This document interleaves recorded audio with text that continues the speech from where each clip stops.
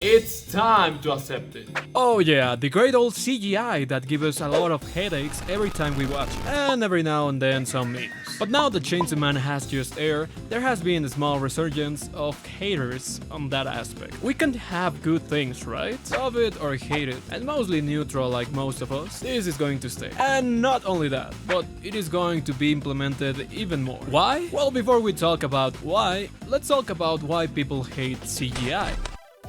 CGI in anime has been controversial since the beginning of, well, CGI. You may not know this, but CGI has been around since the 80s with a movie called Golgo 13, which, by the way, it looks amazing. And since then, it has been developing to what we have today. Yep, that's a TLDR of CG story. For many people, this new technology is a big problem because it ruins the aesthetics of anime. Oh, you like this smooth animation? Take this giant block instead. It's every weeb's nightmare to see their favorite anime/manga destroyed by this new technology, and you know what? Rightfully so. If the studios give us this, why should we have this instead? For example, imagine being a Berserk fan with a story that could be considered big fantasy and the most amazing art that Miura brought to this world, only to be crushed by CGI. You know what should be crushed too? Your mom, the subscribe button. Hey, if you're enjoying this kind of content, why don't you subscribe? I know you like anime. The bad reputation of CGI is mainly due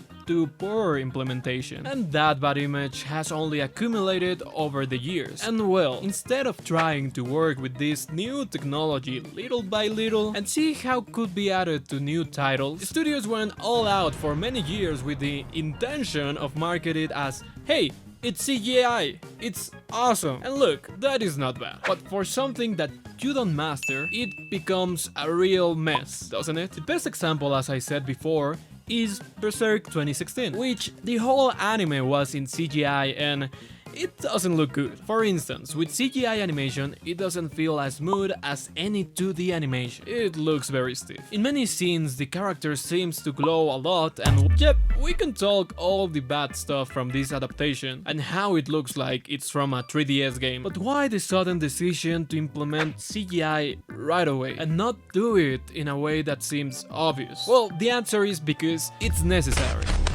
As I said in my last video on what happened to the 90s art style, the demand was so big that studios had to move towards digital animation instead of a traditional one to make it faster. And this is happening with CGI as well. Today, in 2022, we have at least 45 new anime every season. That's approximately 180 anime per year. And that's not counting the ones that are still airing from past seasons. You can see that digital is not the optimal way, right? And obviously, with CGI is the fastest way to make more anime, especially when the competition is so strong. Because if that manga that's being popular right now, I don't take it, another studio will and benefit from it. CGI is also used to produce an anime much faster. Instead of hundreds of hours to draw the illustrations and implement them, CGI lets the computer do it. The use of CG in animation significantly reduces the amount of work needed to produce each episode of an anime, thereby further decreasing the wage of the animator. Oh, that's another thing.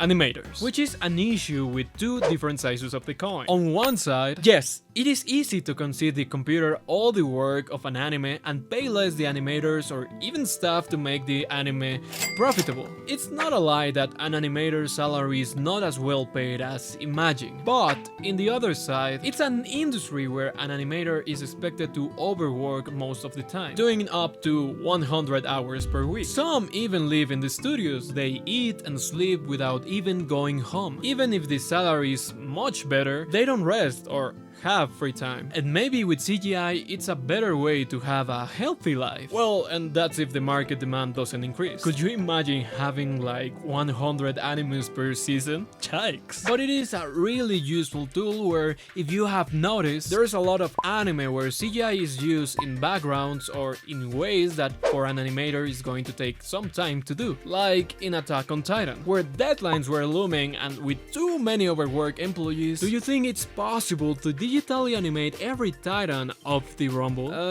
No. So CGI is useful for scenes like this. Now, imagine that not only is there exploitation, But there's a terrible response from the public. When MAPPA took over Attack on Titan and the result were these kind of scenes, what did they get? Well, death threats for the use of CGI and not using the right soundtrack for some scenes. And obviously that is horrible pressure for a director, especially when he's so overworked. Look at my dude!